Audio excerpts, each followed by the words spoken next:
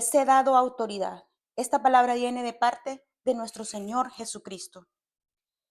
Y nos vamos a basar en este versículo, Mateo 10, del 7 al 8. Y la palabra del Señor la leemos en el nombre del Padre, del Hijo y del Espíritu Santo. Y dice, y yendo, predicad diciendo, el reino de los cielos se ha acercado.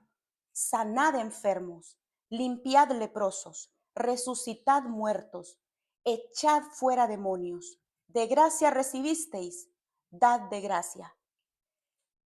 Esta es la versión de la Reina Valera al 60, la versión de la palabra, en palabras más sencillas dice, vayan, prediquen que el reino de los cielos se ha acercado, sanen enfermos, limpien leprosos, resuciten muertos, echen fuera demonios, ya que de gracia recibieron, den de gracia. Estas son palabras de nuestro Señor Jesucristo cuando le estaba dando indicaciones a los discípulos la primera vez que fueron enviados a predicar. Y si se fijan, son palabras firmes, directas. Si miran, hagan, no, prediquen, sanen, limpien. ¿Y quiénes eran esos discípulos a quien Dios mandó la primera vez que fueron a predicar? Según los evangelios, Mateo, Marcos, Lucas, Juan, son los primeros 4 libros del Nuevo Testamento. Ahí podemos ver quiénes eran los que seguían a Jesús. Ahí uno puede ver que a Jesús lo seguían muchos. Jesús enseñaba a muchos. Él siempre estaba rodeado de personas que le llamaban maestro o rabí. Pero la Biblia dice que fueron 12 los que estaban cerca de él, 12 los que comían con él, 12 los que estaban permanente con él, 12 los que estaban conociendo de primera mano lo que hacía Jesús. Y esos 12 fueron los primeros enviados a predicar el evangelio con estas instrucciones. Mateo 10:1, unos versículos antes de estos, dice la palabra que a estos 12 envió. A esos 12. Había mucha gente, pero él escogió a esos 12 y los envió de 2 en 2. Su primera comisión era ir a las ovejas perdidas de Israel. Es como que digamos en este tiempo, es ir a las ovejas perdidas de la iglesia. Solo a ellos. No podían ir a predicarle a otra gente, solo a ellos. Y la palabra dice en Juan 1:11, Jesús vino a los suyos y los suyos no le recibieron. Es como que en este momento la iglesia diga, ay, no, ya vienen esos hermanos otra vez, cierren la puerta. Entonces vino Cristo y dijo, ok, no me recibieron, váyanse entonces a los otros, a los que no están en la iglesia. Pero la primera comisión fue ir a las ovejas de Israel. Y vamos a ver así rápidamente quiénes eran esos 12 discípulos de Jesucristo. Ahorita vamos a recalcar algunas características de estos discípulos que no son muy buenas. Y los vamos a conocer a los 12, así rapidito. El primero, Pedro o Simón. Pedro era pescador, esa era su profesión. Pedro era impulsivo, era agresivo, era legalista. Mire, Pedro era el primero que respondía. Y Pedro es ejemplo en cualquier iglesia hablamos y nosotros conocemos de Pedro, era impulsivo. Mire, era agresivo, él le cortó la oreja a uno de los soldados romanos cuando fueron a arrestar a Jesús. Era legalista, aún después de la resurrección de nuestro Señor, él no quería ir a los gentiles, él solo quería quedarse con los judíos y el Señor le reveló en un sueño que podía comer de cosas inmundas. Y él le dijo al Señor, yo no puedo comer cosas inmundas, refiriéndose, yo no voy a ir a desperdiciar mi palabra con los que no están en la iglesia o con los que no creen.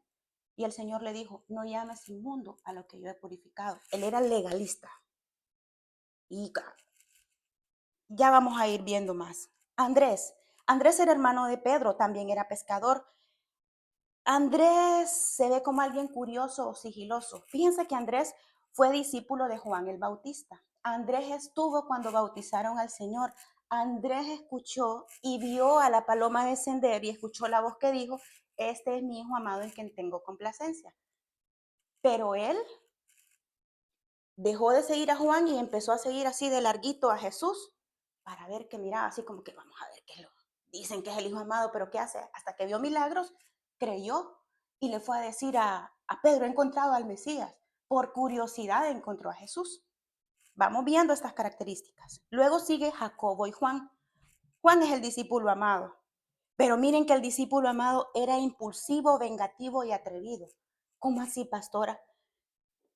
Impulsivo y vengativo. Una vez no dejaron entrar a Jesús a una aldea de Samaria, a una aldea samaritana. Y ellos dos se enojaron y le dijeron, Jesús, permítenos que pidamos que descienda fuego del cielo y se queme esa aldea. Imagínense. Y vino Jesús y los reprendió. No, le dice, no van a ir usando ese poder así. Y lo llamó los hijos del trueno o Boanerges, que son gente impulsiva, atrevidos. Le pidieron los dos, Señor, cuando estemos allá en el reino contigo, ¿nos permites estar yo a un lado y el otro al otro? Se imagina, casi nada pedían, ¿verdad? El lugar del Espíritu Santo y el lugar del Padre estaban pidiendo ellos, atrevidos. Luego sigue Felipe. Mire, Felipe era un preocupado y Felipe no ponía atención. Felipe, cuando en la historia de cuando Jesús repartió la comida a los 5,000, es que no tenemos dinero, ¿con qué vamos a alimentar a esta gente? Es que solo tenemos 200 denarios, sin ver quién era el que estaba repartiendo. Él estaba preocupado con cuánto tengo, con esto actúo. No prestaba atención. Fíjense que Jesús estaba diciendo, si me conocen a mí, van a conocer al Padre. Y viene Felipe de adelantado, le dice, Señor, solo muéstranos al Padre y nos basta. Y le dice, no te acabo de decir, Felipe, que si me conoces a mí, conoces al Padre. No ponía atención. Estaba ahí, pero no escuchaba lo que Jesús estaba diciendo. Ahora vemos a Bartolomé, que también es conocido como Natanael. Natanael o Bartolomé era un prejuicioso. Llegaron y le dijeron, miren, hemos conocido al Mesías, es Jesús de Nazaret. Y lo primerito que dijo es, ¿acaso sale algo bueno de Nazaret? ¿Se imagina? ¿Y acaso? Es que podría dar tantos ejemplos, pero sigamos. Luego sigue Tomás, un incrédulo. No, yo hasta no ver, no creer. Hasta que yo no meta las manos en las heridas de mi Cristo, yo no voy a creer que Él resucitó. Y muchas veces somos como Tomás, no, hasta que yo no mire, yo no creo. Sigue Mateo. Mateo era cobrador de impuestos. Ya, esa es una característica mala. Nadie lo quería porque a costa de cobrar impuestos, él se hacía rico. Entonces todos los judíos decían, no, este está más con los romanos que con nosotros. Nos saca el dinero. Y sigue Santiago el menor. Santiago el menor usted lo va a encontrar en los evangelios como Jacobo, hijo de Alfeo, o como Leví. Miren a Leví él era engavillado y fiestero. Jesús fue a la casa de él en una cena. Él preparaba cenas y dice que esa casa estaba llena de pecadores, de cobradores de impuestos, de publicanos, de joyitas. Y a él escogió el Señor. A él escogió el Señor. También cobraba impuestos. Luego sigue Judas Tadeo, que también es encontrado como Leveo. Este era hermano de Santiago el menor, del fiestero. Y de él casi no se dice nada en los evangelios. Era bien callado, solo se registra una conversación con Jesús. Y la única pregunta que dijo fue, Señor, ¿cómo es eso que te vas a mostrar a nosotros antes que al mundo? Cuando Jesús estaba explicando que el Espíritu Santo iba a venir primero sobre ellos y que ellos iban a verlo resucitado, a eso se refería. Eso fue lo único que se registra en la palabra que él preguntó. Luego sigue Simón el celote. Él era político, pertenecía a un grupo radical y de izquierda. Para los romanos eran violentos. Y él era un discípulo de Jesús. Y por último sigue el que casi todos conocemos, al igual que Pedro, Judas el Iscariote. Él era un traidor. Este hacía las cosas y se hacía el nuevo. Alguien me va a entregar hoy, dijo el Señor en la última cena. Y en él, ¿acaso seré yo, Señor? Y él le había hecho trato con la gente. ¿Seré yo el que esté haciendo? Como podemos ver, los discípulos de Jesús eran varones completamente imperfectos. Eran unas joyitas. Gente que, si a mí me hubieran dicho, usted va a liderar esos 12, no, señor. A mí mándeme gente consagrada, gente que doble rodillas, gente que alabe, gente que lea la palabra, pero que me digan, va a ser a cargo de un político, va a haber un traidor ahí. Y mire que también va a haber alguien que no va a creer en usted, ni en Cristo. Y va a haber alguien que es bien impulsivo, de carácter bien fuerte. Miren, yo corro si me dicen que tengo que liderar algo así, yo me pongo a temblar. Pero a ellos Jesús los escogió. Y a ellos Jesús los calificó. ¿Y saben qué? Jesús les dio poder y autoridad a ellos. Gente que nosotros nunca hubiéramos escogido. Pero nuestro Señor tan perfecto escogió a estos 12 discípulos y los mandó de dos en dos. Fue a los primeros, no a otros, a ellos. ¿Y qué es eso de autoridad? Dice la Real Academia Española que autoridad significa poder que gobierna y ejerce el mando, de hecho o de derecho. ¿Qué significa esto? Hay autoridad que es de hecho, que es por la fuerza. Hay gente que viene y yo tengo autoridad y lo hace por la fuerza. Y hay autoridad de derecho que es de forma legítima, que se te otorga, que se te da. Es un título, es algo que se te da, es legal. Entonces, tener autoridad es tener el poder, tener la potestad. Tener autoridad es tener las riendas para ejercer mando. Es ejercer mando. En otras palabras, es tener el derecho legítimo para mandar. Es tener dominio sobre algo. Y es lo que Dios le dio a los 12 discípulos. De forma legal, les dio autoridad. ¿Y qué tiene que ver eso con nosotros? El día de hoy vamos a ver 3 puntos donde el Señor Jesús nos está diciendo: Juan, Sammy, Mariela, Katie, Tania, Cece y Houston, les he dado autoridad. A nosotros, sí, a nosotros al igual que esos 12 discípulos, porque no somos diferentes de ellos. Somos igual e incluso peores que ellos, pero hay algo que tenemos que nos hace tener la autoridad de Cristo y es lo que vamos a ver. En primer lugar, Cristo nos dice, les he dado autoridad porque somos discípulos de Jesucristo. Dice la palabra en Juan 8:31, son palabras de Jesús. Dijo entonces Jesús a los judíos que habían creído en él: si vosotros permaneciereis en mi palabra, seréis verdaderamente mis discípulos.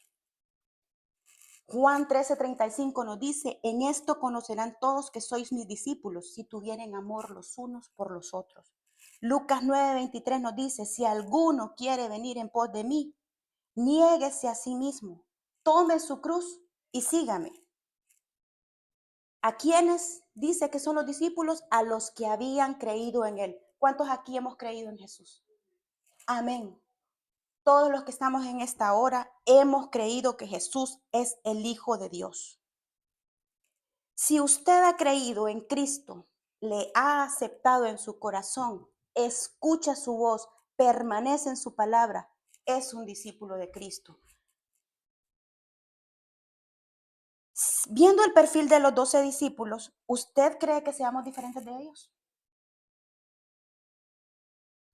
¿Cree que solo ellos actuaban de forma incorrecta? No. ¿Cuántos Pedros no habremos aquí? ¿Cuántos Judas Iscariote? ¿Cuántos Juan, impulsivos, vengativos? ¿Cuántos Natanael, Tomás? Estoy segura que cada uno de nosotros puede identificar con cuál discípulo encaja más. Y ay, sí, yo soy como ese y como el otro. Pero yo creo que todos somos como todos ellos. En algún momento hemos traicionado a Jesús, de pensamiento, de hecho, de boca. En alguna vez no hemos creído en Él, alguna vez hemos sido impulsivos y hemos mutilado a algún hermano con algo que hemos dicho. Ni siquiera es con una espada, sino que peor. Hemos dejado heridas por dentro a alguien. Entonces no somos tan diferentes de Jesús, de esos discípulos. Pero ¿qué es lo importante acá? Acá lo importante es que ser un discípulo de Jesucristo no es que seamos santos, perfectos y buenos. Ser un discípulo de Jesucristo significa que estemos al lado de Él, que permanezcamos, como dice Él, en su palabra, que a pesar de que fallamos, a pesar de que nos equivocamos, a pesar de que pecamos, vengamos delante de Él, nos arrodillemos y le pidamos perdón y le digamos, Señor, te fallé, así como Pedro, te negué, lloró amargamente. Que no nos alejemos como Judas. Judas fue el único que se alejó después de cometer un gran pecado y perdió. Pero todos los demás fallaron y permanecieron en Jesús, no se alejaron de Jesús. Acá el problema no es no cometer nunca un error. Acá la situación es que si yo cometo un error, voy adelante de Cristo, me arrodillo y le digo, perdóname, perdóname por esa palabra que dije, perdóname porque herí, perdóname porque hice esto, límpiame. Eso es ser un discípulo de Jesucristo, permanecer a pesar de todo en su palabra. El estar aquí hoy es permanecer en la palabra del Señor, porque estamos obedeciendo de que nos debemos congregar. A pesar de todo, es venir ante Él. A lo largo del Nuevo Testamento nosotros podemos ver cómo los discípulos fallaron, pero fueron madurando espiritualmente. Y a medida nosotros estemos en el redil del Señor, vamos a ir madurando. Mientras sigamos a su lado, vamos a seguir madurando. Eso es ser un discípulo de Jesucristo. Un discípulo es un aprendiz, alguien que está aprendiendo. En la escuela uno es un discípulo, uno entra en kinder y sale graduado de tercer curso. Fuimos discípulos, fuimos aprendices. Empezamos chiquitos y ya salimos con ciertas capacidades. Lo mismo es en el camino del Señor. La cuestión es que en el camino del Señor es hasta el día que Él venga, hasta el día que Él nos llame. Eso es ser un discípulo de Jesucristo. Y quiero que le quede y que nos quede claro. Si hemos creído en Cristo, le hemos aceptado en nuestro corazón, si escuchamos su voz, si permanecemos en su palabra, somos discípulos. Usted y yo somos discípulos del Señor. En el nombre de Jesús. Número 2. Cristo nos ha revestido de autoridad. Lucas 10:19 dice, he aquí, os doy potestad de hollar serpientes y escorpiones y sobre toda fuerza del enemigo, y nada os dañará. ¿Se imaginan qué poder? Hollar es que voy a pararme encima de serpientes y de escorpiones, y aquí no está hablando de un animal. ¿Quién dice que es la serpiente? Satanás, que el Señor lo reprenda. El enemigo y sus secuaces son las serpientes y los escorpiones. Y Dios dice que nos ha dado potestad o autoridad sobre ellos. No, como no somos diferentes de los 12, somos igual que ellos, hemos sido lavados con la sangre de Cristo. Dice primera de Timoteo 1:7 que Él nos ha dado un espíritu de poder, de amor y de dominio propio. Nos ha dado poder. Miren todo el poder que tenemos. Dice Romanos 8:11, el mismo espíritu que resucitó a Cristo. Eso no es nada poquito. El mismo espíritu que resucitó a Cristo, Romanos 8:11, es el mismo que mora en usted y que mora en mí. ¿Se imagina usted el que resucitó a Cristo, el que venció a la muerte? Es el mismo espíritu que tenemos. Corintios 3:16, primera carta, dice, ¿no sabéis que sos templo de Dios y que el espíritu mora en nosotros? Y usted se esté preguntando como yo me he preguntado muchas veces, Señor, yo no me siento digna de que el Espíritu Santo vive en mí, el mismo poder que tiene, que venció a la muerte, es el que yo tengo. Sí, es el mismo, es autoridad. Lo dice la palabra, no lo digo yo, lo dice la palabra, que Él vive en nosotros cuando aceptamos a Cristo. Aquí no se trata de que si yo lo siento o de que si yo creo, es que si usted aceptó a Cristo, lo tiene. Le voy a poner un ejemplo. Digamos que una mamá o un papá, ¿creen que tiene autoridad sobre un hijo? Sí, ¿verdad? Y él lo manda, lo disciplina, le aplica la vara, como dice la Biblia, y tiene autoridad, tiene dominio sobre él. Pero yo sé que ahorita todos pensamos en un niño chiquito, de 1, 2, 3, 7 años. Pero ustedes se imaginan ser una mujer como la mamá de mi esposo, con un hijo de 1,85 a los 17 años. ¿Creen que ella tenía autoridad sobre Juan? Sí, ¿verdad?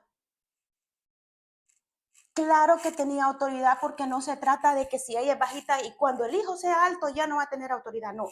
Mientras él estaba en esa casa, podía ser ingeniero, podría tener maestrías, pero mientras él vivía en esa casa, sus padres, aunque fueran más bajitos que él, tenían autoridad sobre Juan, porque no es la estatura de alguien, la autoridad es autoridad. Otro ejemplo que le voy a poner.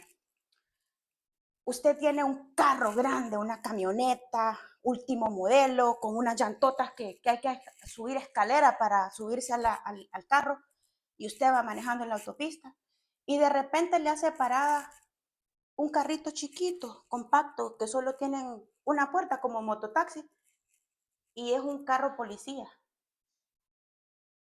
O vaya, no es un carro, es un caballo motorizado o de policía que viene atrás. Una bicicleta. O no, no es una bicicleta, solo está parado el policía. Solo porque no tenga un carro como el suyo, más grande que el suyo, no es autoridad. Usted se para, ya sea así el policía, ya sea que tenga un pito, pero si es policía, se para hasta el más grande, ¿sí o no? Porque es la autoridad que tiene. Si se fijan, la autoridad no es por empaque. La autoridad es que es algo que te revistió. Nos pusieron un nuevo vestido. No importa si es grande, si es pequeño, si usted crea, usted y yo tenemos un nuevo vestido y alguien que mora en nosotros y se llama Espíritu Santo. Y eso mismo es con nosotros. Se nos dio autoridad por derecho. Tenemos poder legítimo a través del Espíritu Santo de Dios en nuestras vidas. Nadie nos lo puede quitar mientras estemos bajo el redil de Dios. Dios nos confirió autoridad. Es como que usted trabaje en un banco y le digan, bueno, a partir de hoy usted es el único que tiene la autoridad para abrir la bóveda. Tenga la llave. Usted no es el dueño de la llave. Usted no es el dueño de los bienes que están adentro de la bóveda, pero usted es el único que puede abrir y usted es el que va a dar el visto bueno de que saquen o metan. Ahora, usted tiene que permanecer ahí, ir todos los días a trabajar para que pueda hacer uso de esa llave. ¿Qué pasa si sale del banco? ¿Qué pasa? Ay, hoy no quiero ir. Ay, sí me dieron esa llave, pero mejor no voy. Le van a quitar la llave y se la van a dar a otro. Por eso es que hay que mantenernos bajo el redil de nuestro Señor, y el Señor lo dijo, si permaneciereis en mi palabra, vamos a tener autoridad. Y la autoridad que tenemos no es para todo el mundo, solo es para los que hemos creído y confesado a Jesús en nuestro corazón. Fíjense que en Hechos hay una historia de unos hombres que andaban echando fuera demonios, y escuchen lo que decían, está en la Biblia, está en Hechos, no recuerdo ahorita el versículo. Y ellos decían, en el nombre de Jesucristo que predica Pablo, te digo que salga fuera. Y vinieron los demonios y le dijeron, se les pararon y dijeron, sí, a Jesucristo conocemos, a Pablo también, pero ¿y ustedes quiénes son? Entonces, si se fijan, no es para todos la autoridad, solo es para los que hemos recibido a Jesús en nuestro corazón. Y para finalizar, hoy el Señor nos recuerda y nos dice que en su nombre, en el nombre de Jesucristo, por el poder del Espíritu Santo, usted y yo, Cece y Houston, los que hemos recibido a Cristo, podemos. ¿Qué es lo que podemos hacer? En primer lugar, tenemos la autoridad para predicar el Evangelio. Usted y yo. Ya sea que vaya entrando desde kinder o ya sea que se esté graduando de universidad. Mateo 28:19, el Señor lo ha puesto en la boca de nuestro pequeño Jesucito, que nos lo recuerde. Por tanto, ir por todo el mundo y predicar el Evangelio. Jesucito nos anda recordando eso no es casualidad, eso nos está empoderando. Podemos predicar. Yo, pastora, yo puedo. Todos hemos sido limpiados con la sangre de Cristo. Todo aquel que ha proclamado a Cristo tiene la autoridad para predicar su palabra. ¿Y qué es predicar al Señor? Así como Él dijo, díganles, el reino del Señor se ha acercado. Lo que tenemos que decir nosotros es, mire, hay un Dios que sana, hay un Dios que responde, hay un Dios que salva y hay un Cristo que viene pronto. ¿Quiere aceptar a Cristo en su corazón? ¿Quiere que le acompañe a hacer una oración de fe? Y podemos hacerla, porque una vez nosotros ya la hicimos. Tenemos la autoridad para hacerlo. Y quiere que les diga algo. A veces viene una voz, y yo sé que no solo a mí, que nos dice, vos vas a predicar. No te acordás lo que acabas de hacer. No te acordás lo que acabas de decir. Y no te acordás lo que acabas de ver. Y no le contestaste mal ahorita a tu esposo. Lo dejaste chiquito. Vos. Cuando vengan esas voces en la misma autoridad que tenemos en Cristo, uno le dice, sí, yo soy hija de Dios, yo soy hijo de Dios. Y Él me lavó con su sangre y su palabra dice que yo tengo autoridad para predicar. Y sí, yo me equivoqué y ya le pedí perdón al Señor. Y te digo en el nombre de Jesús, vete, que Él te reprenda. Y dice la palabra que reprendamos al enemigo y que Él huirá de nosotros. Porque saben una cosa, nosotros olemos al Espíritu Santo. Olemos al Espíritu Santo. Nos tienen miedo. Ya vamos a ver más adelante. ¿Qué otra cosa tenemos autoridad? ¿Qué otra cosa podemos hacer nosotros, usted y yo? Dice la palabra del Señor. Sanar enfermos. Podemos sanar enfermos. Yo, pastora. Y yo, así, yo, Señor. Sí, Santiago 5, del 14 al 15 dice, ¿está alguno enfermo entre nosotros? Oren por él, únjalen con aceite en el nombre del Señor. Y la oración de fe salvará al enfermo y el Señor lo levantará. Y si hubiere cometido pecados, imagínense, le serán perdonados. A nosotros podemos hacer eso, sí, porque la llave no es suya. ¿Se acuerda de la bóveda? Usted no es el dueño del dinero que está ahí, ni del oro, ni de nada. Usted solo usa la llave. Entonces, tenemos una llave que es sanar enfermos. Si alguna vez nosotros miramos a un enfermo, si alguna vez nos llaman a predicar y a orar por un enfermo en un hospital, no temamos decir, en el nombre de Jesús, yo le digo a esa enfermedad que se vaya. Nosotros hacemos la parte. Quien hace la obra es el Espíritu Santo de Dios y Él es el que sana. Así que usted no tema orar por un enfermo. Si ya Dios decide que es su voluntad llevárselo, Él es soberano. Él es soberano. Él tiene un tiempo. Pero que nosotros oremos por niños, por ancianos, por teléfono, por una red social, vayamos presentes y nos llaman a una casa, oremos por un enfermo. Tenemos autoridad, CCI Houston. Esta enseñanza del día de hoy es porque ya estamos con un pie en otra temporada y nos está empoderando el Señor recordándonos el poder que tenemos. Mira la siguiente autoridad que tenemos. Limpiar leprosos. Levítico 13:45. Usted puede leer el Levítico 13 y Levítico 14. Ahí explica cómo se trataba en los días de Moisés a la gente que tenía lepra. Yo nunca he visto a nadie que tenga lepra. Nunca, pero entiendo que eran unas llagas horribles y olían feo. La lepra no solo se da en personas. Dice la Biblia que la lepra también había en casas y había que derribarlas. Primero había que raspar para ver si era lepra o si era otra cosa. Pero si era lepra, había que quemar esa casa. La gente que tenía lepra tenía que salir del campamento. Tenían que pasar un protocolo, pero no tienen ustedes una idea. Y si tenía pisto era una forma y si no tenía pisto era otra forma. Pero este pasaje, Levítico 13:45, dice algo tan triste. Dice que el que tenía lepra y quería entrar de nuevo al campamento tenía que ir gritando, soy inmundo, soy inmundo. ¿Se imaginan nosotros ir por la calle? Soy pecador, no se acerquen a mí. Miren, yo pequé. O sea, qué vergüenza, qué vergüenza. Y usted me diría, pero ahora yo no miro leprosos, pastora, yo no creo que haya leprosos. ¿Sabe cuáles son los leprosos de este tiempo? Indigentes, drogadictos, gente con discapacidad,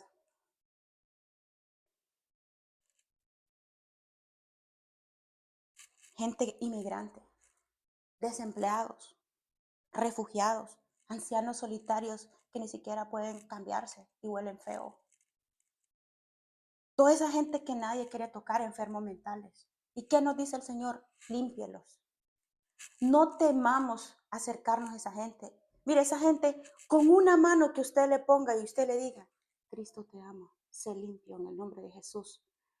¿Cuántos testimonios no hay de gente que ha venido a Cristo por una mano? Pues, porque se le levantó una mano. No tema, no tema cuando mire en la calle ayudar a alguien, levantarle a alguien, más que darle dinero, más que darle comida, es mirarle a los ojos y decirle, Cristo te ama.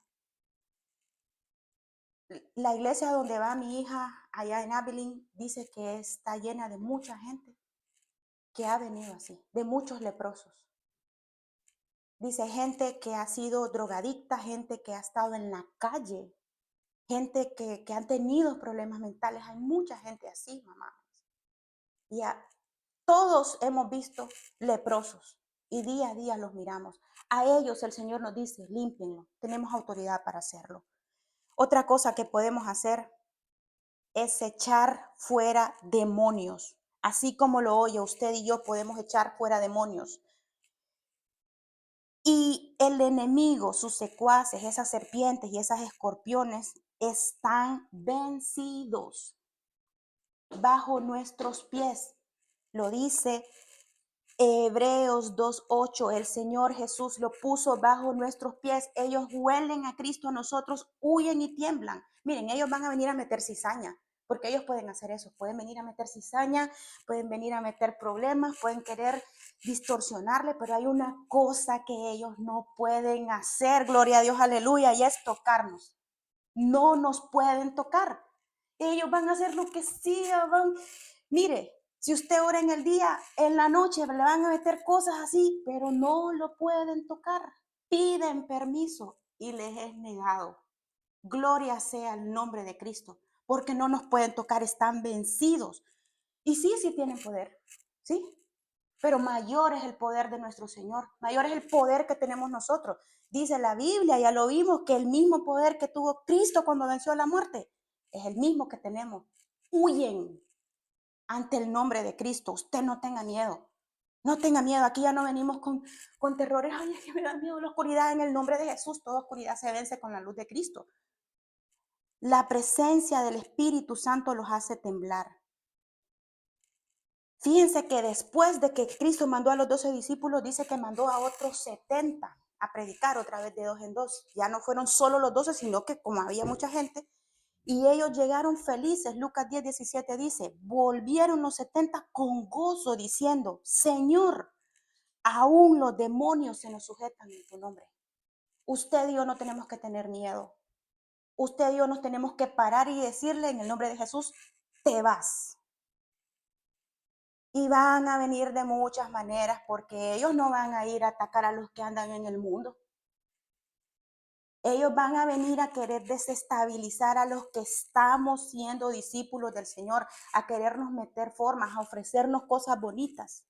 Cosas bonitas que al final sabemos que son mal. Aquí el enemigo no se va a presentar en forma horrible, se va a presentar tan bonito. Porque dice la palabra que Satanás, que el Señor lo reprenda, era un ángel de luz. Se presenta, ay, qué bonito. A Eva le enseñó una fruta, vas a ser como Dios. Si haces esto, te va a ir bien. Si haces lo otro, te va a ir bien. Y tal vez eso no está en la palabra del Señor. No está en la palabra del Señor. Y ahí es donde cobran fuerte. Si se fijan, no lo tocan a uno, lo persuaden a uno. Por eso siempre tenemos que estar en oración y pidiéndole dirección al Señor para poder tener la mirada sagaz y reprenderlos en su nombre, en el nombre de Jesús. Tenemos autoridad para echar fuera demonios y de todo tipo.